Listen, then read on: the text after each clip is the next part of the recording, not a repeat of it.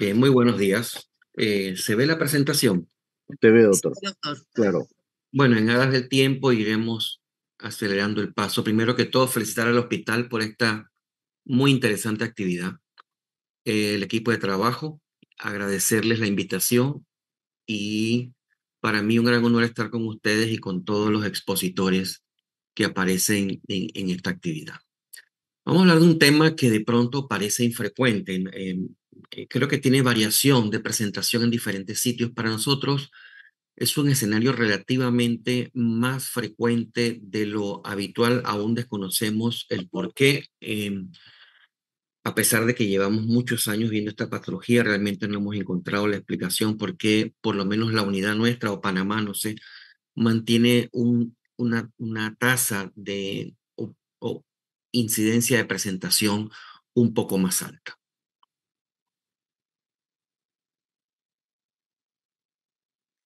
Ok, parece que hay un problemilla para correr. El hígado graso forma parte de enfermedades propias de la gestación, como puede ser la falla hepática o el compromiso hepático en la hiperemesis gravídica, la colestasis intrahepática, el espectro de preeclampsia y el hígado graso forma parte de condiciones que son propias y únicas de la mujer gestante y o puérpera.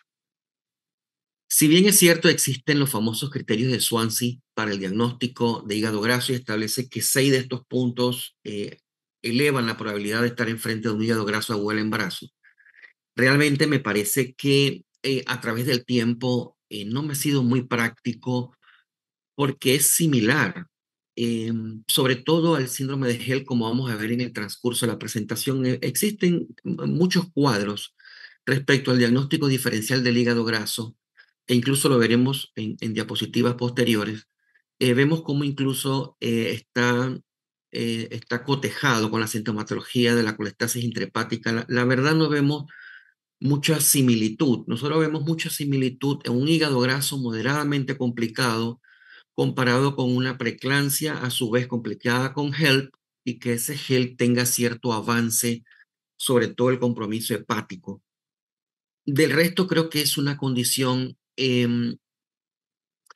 identificable o sospechable en alta probabilidad. Tiene una historia genérica, por eso repito que los criterios de Swansea no sé si realmente son suficientes para ser puntual en el diagnóstico, pero un porcentaje alto. Presenta vómitos, otros dolor abdominal, polidipsia, poliuria, que es uno de los signos que menos vemos. La encefalopatía es dependiente de la severidad del cuadro.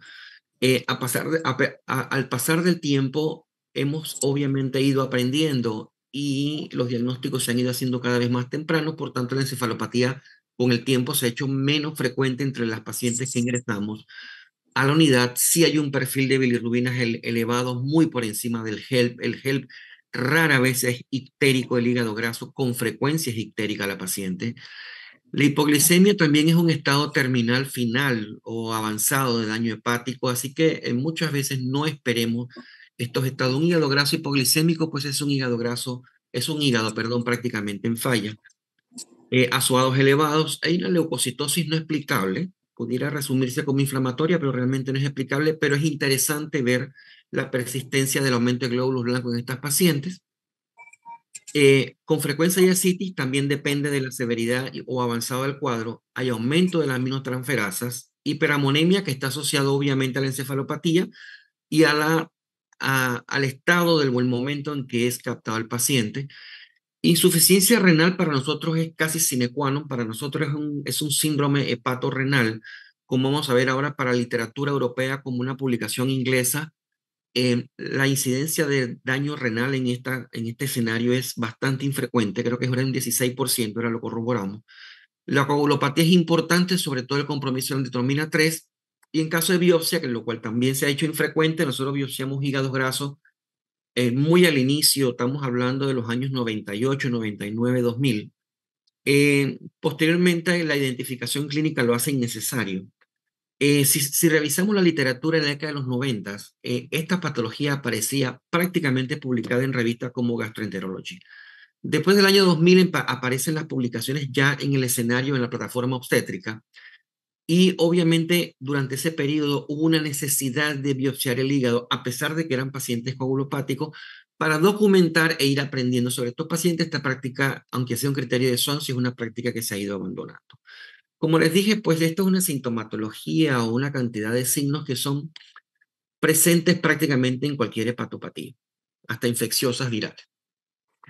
Puede agruparse como un desorden microangiopático junto al síndrome de Hell, que no debemos descuadrarnos, que es una complicación o forma parte del espectro preeclampsia. La púrpura trombocitopénica trombótica, sobre todo por su compromiso renal. El síndrome urémico hemolítico, que queda así como con una nube gris dentro del escenario obstétrico, porque hay quienes describen el síndrome urémico hemolítico estacional, lo cual no nos queda del todo explicado, claro.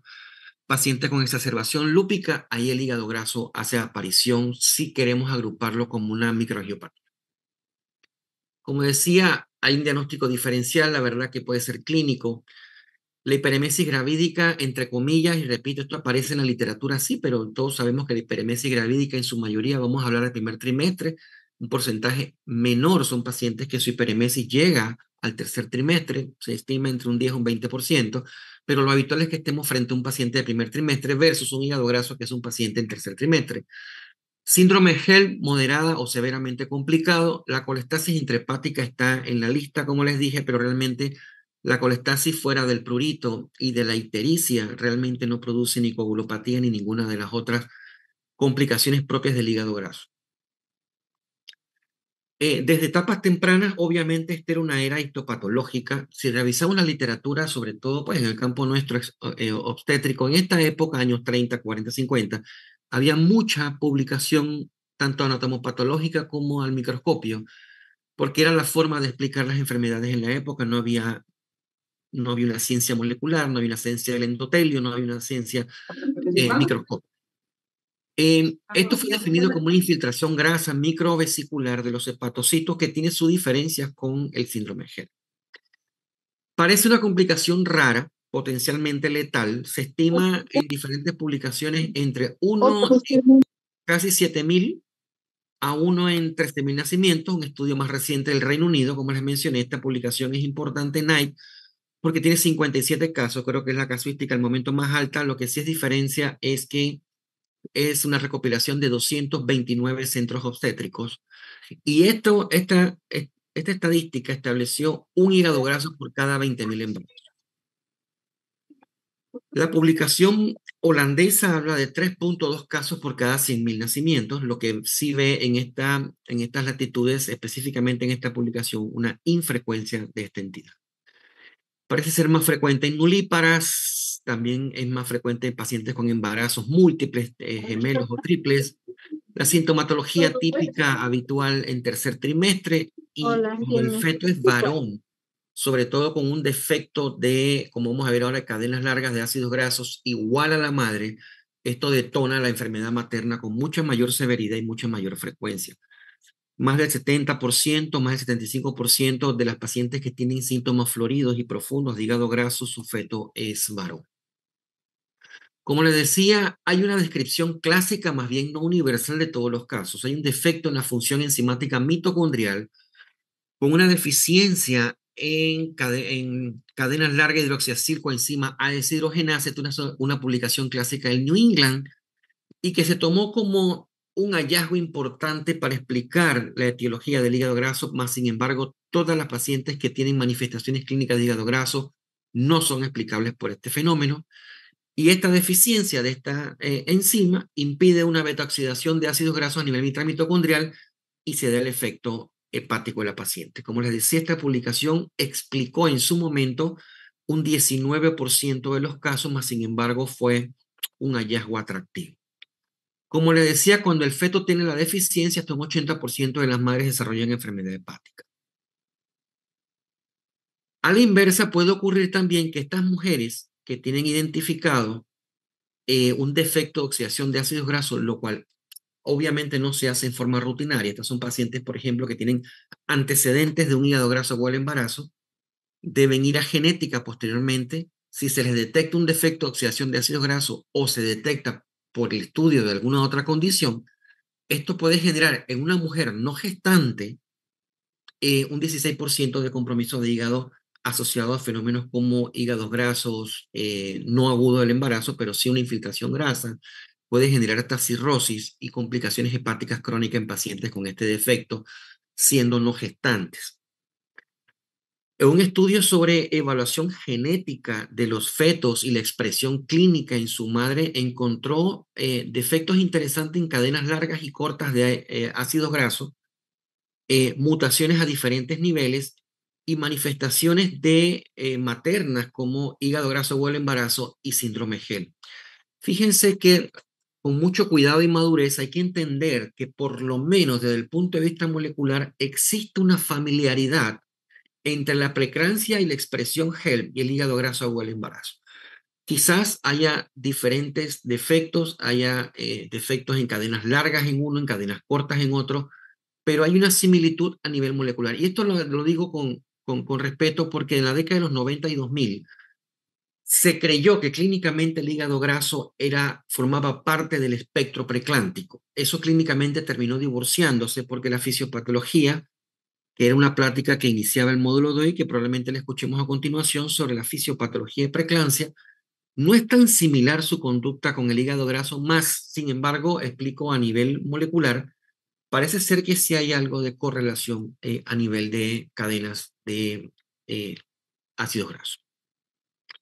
Los niños con déficit de cadena larga, 3-hidroxiacilcoenzima deshidrogenasa, identificados por alguna razón, como puede ser por consulta genética de un bebito, hijo de madre con hígado graso, a vida futura puede desarrollar estetosis hepática, hipoglicemia, coagulopatías, coma y muerte. Este diagnóstico de esta patología amerita un alto índice de sospechas. Para nosotros, el sello de la enfermedad es una paciente ictérica, coagulopática, dependiendo de la captación, si es encefalopático o no, e insuficiencia renal, que le puso un asterisco porque para nosotros es de alta incidencia de nuestros hígados grasos, más no es una alta incidencia en pacientes descritos por hígado graso en la literatura británica, que es la referencia de Nike, que les mencioné previamente y mencionaré posteriormente en unos minutos. Nuestro cuadro clínico habitual es 1 o 2 semanas de malestar general. Ese malestar general es clásico, quizás no nos llame la atención porque es muy genérico, pero es clásico, hay anorexia, náuseas, vómitos, cefalea ictericia un 50%, dolor epigástrico. Aquí participa algo en la confusión tanto diagnóstica como en su momento la descripción y la asociación de hígado graso como forma del espectro preclántico, porque un 50% presenta hipertensión no severa y proteinuria, y esto generó una confusión diagnóstica. Y como les decía, si la paciente está avanzada o grave, síntomas encefalopáticos como intranquilidad, confusión, desorientación, asterixis, convulsiones, psicosis y coma. El daño renal para nosotros es casi universal, infiltración grasa, hay oliguria y necrosis tubular aguda. Y ocurre por las mismas razones inhibición de la beta-oxidación de la grasa a nivel renal con disfunción mitocondrial de la misma. En estados más avanzados vemos hipoglicemia, ascitis, falla respiratoria, sangrado digestivo y morbilidad febril. Y la literatura describe que el 15% puede tener sintomatología leve, pero repito e insisto, esto es dependiente de cuándo yo capte el paciente. Entre más temprano lo capten, menos sintomatologías hay, más difícil concluir. Entre más avanzado esté el cuadro, nos es más fácil pensar en un hígado graso, aunque en fases muy avanzadas o muy graves, un hígado graso se va a comportar como cualquier hígado comprometido, incluyendo una hepatopatía por consumo o intoxicación por acetaminofén, por ejemplo. Como les decía, los signos más frecuentes son náuseas, vómitos, dolor abdominal. Y la ictericia es importante, repito, porque el HELP rara vez se torna ictérico. Los laboratorios, aminotransferasas elevadas en rangos entre 100 y 1000, bilirrubinas elevadas por encima de 3, que es lo que hace la paciente ictérica. No del todo explicable, pero existe una pancreatitis en un porcentaje razonable de pacientes con elevación de la amilasa y lipasa en pacientes con hígado graso. Hay una albúmina sérica disminuida y repito, una vez más, dependiendo de la severidad de captación o tardío o temprano del paciente, encontraremos hiperamonemia y compromiso del sensor. Dentro de las pruebas de coagulación más interesantes es la hipofibrinogenemia de esta paciente y la disminución importante de la antitrombina 3 y podemos utilizarlo como referencia para el compromiso hepático del síndrome de Gerd. El doctor Cunningham, que es el heredero de la editorial del texto clásico Williams, y David Nelson tienen una serie de publicaciones sobre hígado graso. Ellos en este específico hablan sobre la coagulopatía de condiciones obstétricas y vemos cómo el desprendimiento de placenta es una de las patologías o condiciones que más coagulopatía produce por fibrinolisis, porque este coágulo retroplacentario se torna de, vamos a decir, el desprendimiento clínico es agudo, pero la formación de los hematomas retroplacentarios toman su tiempo. Esto produce un cuadro de fibrinolisis constante y compromete la coagulopatía por encima de el volumen que percibimos haya perdido el paciente en una hemorragia por desprendimiento. En este espectro de patologías que producen o son productoras de coagulopatía intravascular diseminal, aparece el hígado graso con una proporción inferior al desprendimiento de placenta y el síndrome de Gell, pero por encima de otras condiciones como sepsis, etc. En esa misma línea, ellos explican cómo pacientes con desprendimiento de placenta y coagulopatía presentan un aumento súbito en los niveles, el compromiso de niveles de fibrinógeno, y posteriormente vean cómo es más demorado el hígado graso o el embarazo en recuperar los niveles de fibrinógeno con respecto a fenómenos mucho más agudos como un desprendimiento de placenta. De igual manera, hay una disminución de los niveles de fibrinógeno en los pacientes con desprendimiento de placenta en las primeras horas o días, más sin embargo, hay una lentitud en recuperación del hígado graso, y esta es otra de las expresiones del hígado graso que nos hace diferenciarlo del espectro preclántico o HELP, porque el hígado graso es mucho más lento en recuperar que la preeclampsia. Para nosotros es importante pruebas de función renal alterada, alteración de electrolitos, con falla renal y expresión hasta en acidosis metabólica. Laboratorios más tardíos como la hipoglicemia, y es interesante una marcada disminución del perfil de colesterol triglicérido, muy distinto al perfil elevado propio o frecuente de la preeclampsia y su espectro. Y esto lo revisamos. En el pasado llegó a reportarse una mortalidad materna un 80%, está disminuido muchísimo, puede llegar a cero, y fetal de un 85%. El diagnóstico temprano es importante y ha mejorado dramáticamente el pronóstico, y actualmente se estima una mortalidad materna del 0 al 10% y fetal del 8 al 25%. El feto siempre tiene una desventaja porque es muy frecuente que la paciente con hígado graso llegue a ser atendida a nuestros centros hospitalarios con compromiso de bienestar fetal importante o con un feto muerto in útero. Como les decía, es frecuente estos cuadros de diagnóstico diferencial. Realmente la colestasis intrahepática no nos parece. Hay una presentación de prurito, leve ictericia, algo de elevación enzimática, no hay coagulopatía y mortalidad nula. Creo que la mayor diferenciación o confusión pudiera ser un hígado graso, repito, moderadamente complicado expresado, y un gel bastante complicado, empiezan a aparecerse como fases terminales de daño hepático. Llama la atención en la mayoría de las publicaciones una leucocitosis que no se ve en pacientes con preeclampsia. Esto no debe confundirse con la leucocitosis propia del puerperio. Esto forma parte del cuadro durante la gestación, y es interesante la presencia de leucocitosis en pacientes con hígado graso, la hipoglicemia y, repito, la disminución del perfil de colesterol triglicérido y un consumo o una disminución importantísima de la antitrombina 3. Hay una recurrencia no del todo descrito en la literatura. La tasa de volver a embarazarse de pacientes con antecedentes de hígado graso es bajo, pero sí existe descripción de reporte de casos de recurrencia en embarazos posteriores. La biopsia hepática pudiera ser el gold estándar, creo que ya no es necesario. El diagnóstico es clínico en casi la totalidad de los casos. Además, si hay confusión, la confusión más probable es un síndrome de Gell. La resolución es el mismo que la terminación del embarazo. Reservada para casos no concluyentes y difícil por compromiso de la coagulación, aunque la experiencia nuestra, poca o mucha, haciendo biopsias de hígado con TrueCut, la verdad no tuvimos ningún problema de hemorragia hepática por utilizar agujas para toma de biopsia.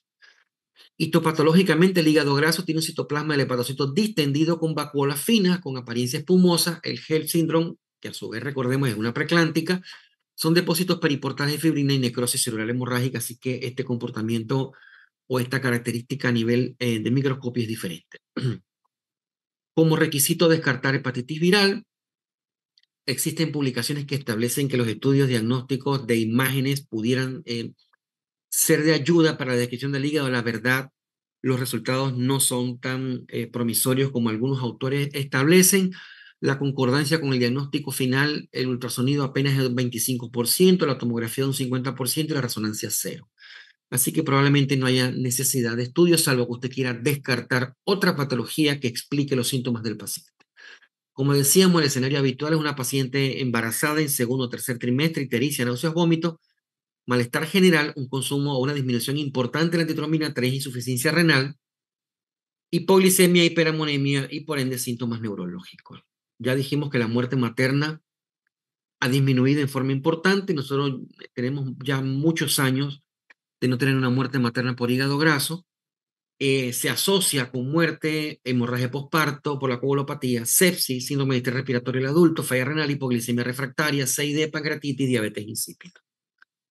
Complicaciones fetales, como dije, prematuridad, mortalidad 13%, compromiso de bienestar fetal hasta un 40%, lo que obliga habitualmente a una intervención quirúrgica de urgencia con todo lo consabido dificultad que hay con la coagulopatía. Y madre e hijo que presenten este escenario deben recibir evaluación genética para descartar defectos de la acetilcoenzima deshidrogenasa que está defectuosa en las cadenas largas de ácidos grasos. En su momento esto tiene ya tiempo y probablemente el perfil de comportamiento haya cambiado porque estas pacientes cuando las registramos eran pacientes con estadios más avanzados, con compromisos más importantes, tuvimos 4 muertes maternas, hicimos biopsias hepáticas, era otra época, lo cual ha cambiado bastante porque el diagnóstico es más temprano, más oportuno, y ya no vemos pacientes tan floridas. Esto nos dio un resultado de 30.1 más o menos 4 años, 40% nulíparas o primigesta. Fíjense lo que nos dio, un hígado graso por cada 2.228 nacidos vivos. Esto nos está dando 10 veces más frecuente hígados grasos nuestros en las publicaciones que presenté anteriormente. Desconozco las razones. 35 embarazos, de las cuales 40 fetos, 3 gemelos, un triple, hubo 2 óbitos, 3 muertes neonatales, 4 muertes maternas, lo que nos dio en su momento una letalidad del 11.4%. Esto se redujo prácticamente a cero. Y pacientes que ameritaron terapia transfusional por coagulopatía y hemorragias de un 65.7%. Fíjense, nuestro diagnóstico de ingreso fue hígado graso en el 54%, en confusión con síndrome de Gel 34%, algunas otras entidades en menor frecuencia recibimos en ese momento pacientes catalogadas como hepatitis virales, hepatitis B fulminantes, eran hígado graso o el embarazo, pero esto ha mejorado un poco el diagnóstico.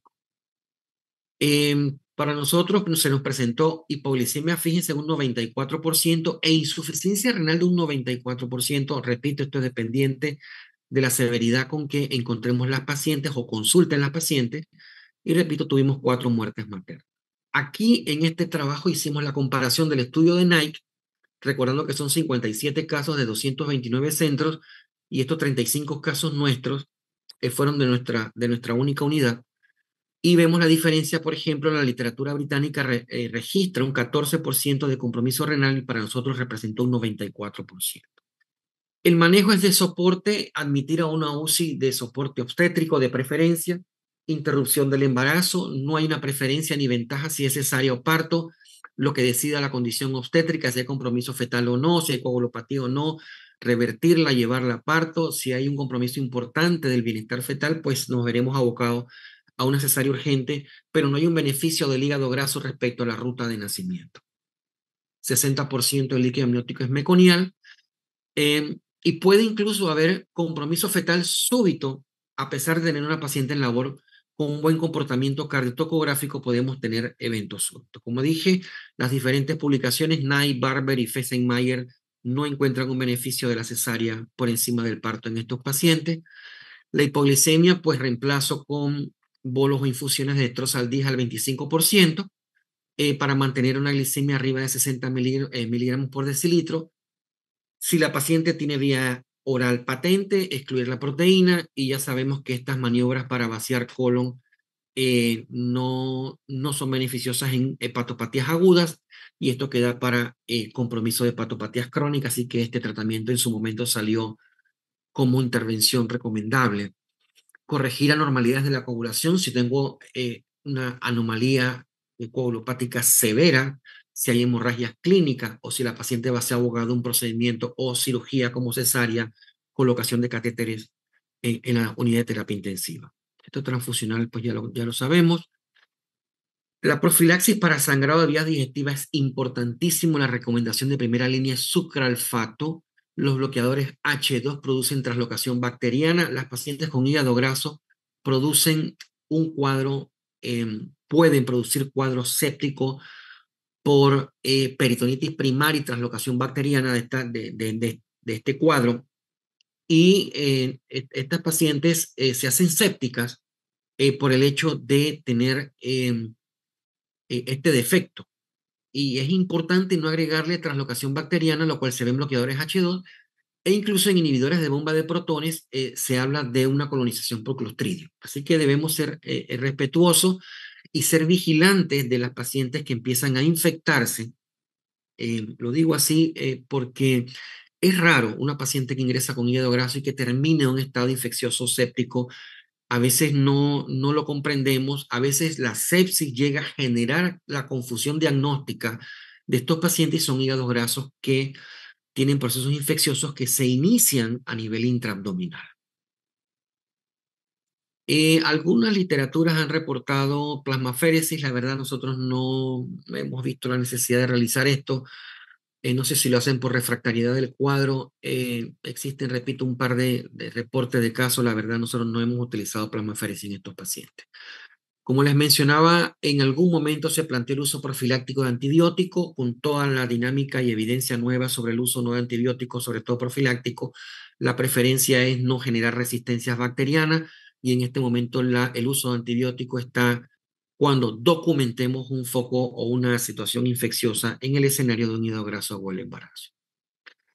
Terminamos diciendo que el hígado graso, entre comillas, es infrecuente. Ya dijimos que para nosotros es 10 veces más frecuente que la literatura mundial.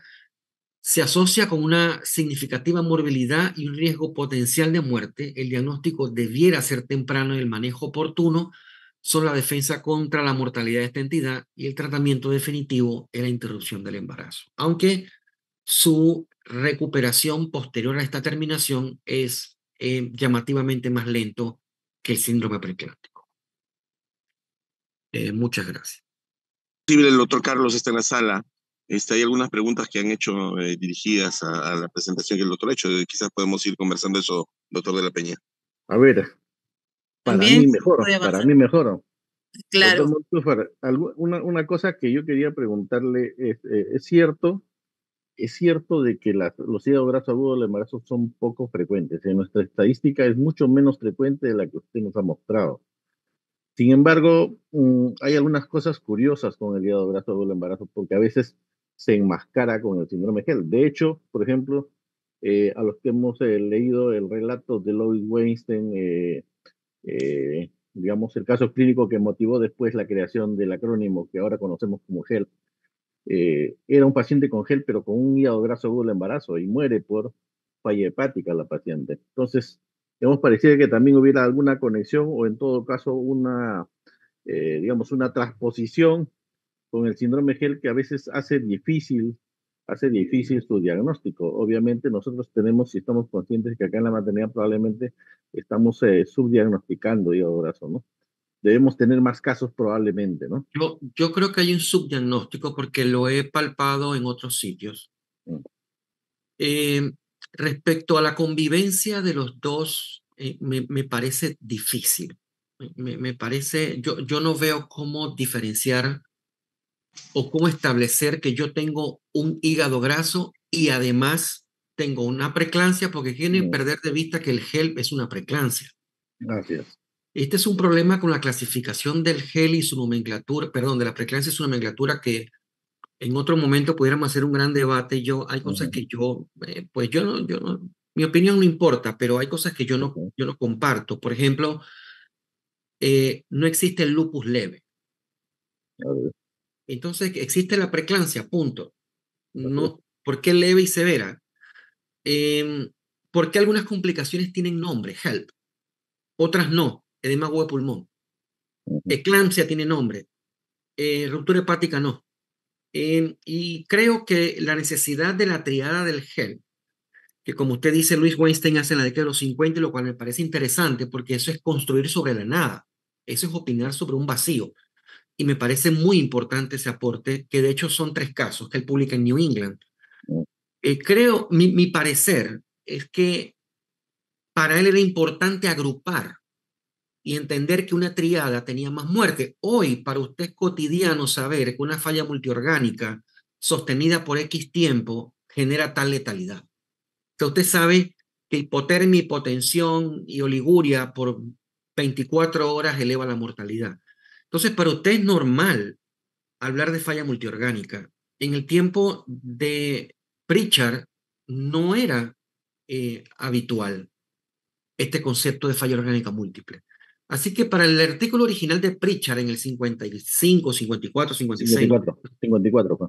Eran 3 casos que a él le llamó la atención y dice, mira, si yo tengo estas 3 cosas dañadas, se me van a morir más. Ahora, las 3 cosas dañadas eran 3 cosas grandes dañadas. Era la coagulopatía, era la trombocitopenia, era el daño del hígado. Hoy todos sabemos que es una falla multiorgánica. Yo creo que esa agrupación, no sé si yo creo que no es necesaria. O sea, definir HELP. O sea, hablamos HELP, pero es una preclántica. Sí. Y Además, bueno, una cosa curiosa, doctor, si usted ve los casos de Pritchard, que reporta el año 54 en el New England, son casos que además de, digamos, HELP, también eran eclámpticas. claro, ¿No? entonces usted se va a encontrar una paciente florida, claro. Así Entonces es. el hígado graso, como acabo de presentar, muchas tienen proteinuria, tienen hipertensión moderada, leve, 140-90, 150-90, nunca llegan en crisis. O sea, no hay un hígado graso con 190-100. Entonces, como yo tengo daño hepático, hipertensión, proteinuria, o sea, yo no tengo cómo argumentar que yo tengo una preeclampsia con HELP y además un hígado graso. Yo no lo tengo. Y el puerperio define bastante el diagnóstico por la lentitud con que el hígado graso se recupera. Sí, y hay Y como otra, dije, bueno, cuando estoy confuso, simplemente yo sé que tengo que terminar el embarazo y ya le manejo el soporte al paciente. sí, otra cosa que a veces a nosotros, por la cantidad de pocos casos que tenemos, obviamente tampoco no hemos hecho alguna publicación en referencia, pero a nosotros nos llama la atención que en muchos casos estos pacientes con la sospecha de hígado graso agudo del embarazo, digamos, tienen manifestaciones de disfunción hepática más severas de las que habitualmente vemos en el HELP, ¿no? Entonces, Claro, bilirrubinas sobre todo mucho la más bilirrubina. altas, transaminasas más altas, El ¿no? gel poco es ictérico. Busque un Así es. síndrome de gel ictérico, es poco frecuente. El hígado graso, salvo que lo detecte temprano con una historia de vómitos y ya, que es complicado, Sí. ellos se ponen amarillo con mucha frecuencia. Sí, es definitivamente más difícil en el contexto usar el Swansea porque también, Es digamos, igual se usa a con un cualquier montón de cosas, hepatopatía, ¿no? así es, Así es. así es, así es. Y esa es la misma limitación que tiene. Sí, Hay una así. pregunta en el chat, doctor, donde dicen si el uso de la elastografía puede resultar útil en el hígado graso agudo del embarazo. El tromboelastógrafo, bueno, no va a tener hemorragias, no va a tener hemorragias masivas agudas, como una atonía, un ectópico roto. Tendría que estar coagulopática y no generar una catástrofe, por ejemplo, un procedimiento. De hecho, una de nuestras muertes, estas muertes todas son viejas, nosotros nos cambió mucho la letalidad. Nosotros tuvimos una paciente que lastimosamente un catéter venoso central originó un hemotórax en un paciente coagulopático con hígado graso. Hoy tenemos más opciones, por ejemplo, de monitorización no invasiva, como gasto, etcétera. En ese momento, considerando que la paciente estaba grave, se supone habíamos transfundido para mejorar el estado coagulopático. El asunto es que el catéter se complicó vascularmente, originó un hemotórax y la paciente falleció. Es una de nuestras 4 muertas en el tiempo. No va a tener hemorragias, transfusiones masivas, salvo ocurra un evento de esto. Si quieres un tromboelastograma para definir con puntualidad qué necesita el paciente, no sobrecargarlo, no exponerlo y ahorrar en el banco de sangre, creo que es válido. Creo que es válido y el hígado graso les va a dar más tiempo de examinar o realizar el procedimiento que, por ejemplo, episodios agudos de sangrado. Si me preguntas si sería útil, yo creo que sí sería útil. El hígado graso tiene un perfil muy factores de coagulación K-dependientes. Tiene su antitrombina 3 muy distinta al comportamiento de la preeclampsia, síndrome HELP. Así que creo que pudiera tener utilidad en el abordaje del paciente o incluso no exponer al paciente a una transfusión que no sea necesaria. Es cierto. Doctor, hay otra pregunta que dice, entonces, ¿el hígado graso agudo del embarazo lo provoca una deficiencia enzimática fetal? No, lo provoca una deficiencia enzimática materna que se expresa mucho más fácil y más severo cuando el feto comparte el defecto. Entonces, estos pacientes, mamá y producto, deben ir posteriormente a genética para documentar. Recuerden que este defecto no se presentó en el 100% de las pacientes. Es un modelo típico atractivo, pero no se presenta en la mayoría de las pacientes. En las otras pacientes no han logrado identificar cuál es el defecto exacto. Ya yo les mostré un cuadro donde hay varios defectos de cadenas de ácidos grasos. Probablemente esto se vaya ampliando, pero la mamá tiene el defecto. En algunos casos, otros casos no es explicable, pero el mayor detonante es la presencia simultánea madre-feto con este defecto. Muy bien, doctor Montúfar. Ya creo que el doctor Vives está Sí, en el pantalla. doctor. Le agradecemos mucho, doctor Montúfar, por su exposición y de verdad que nos ha aclarado muchas cosas respecto a hígado graso del embarazo. Quedamos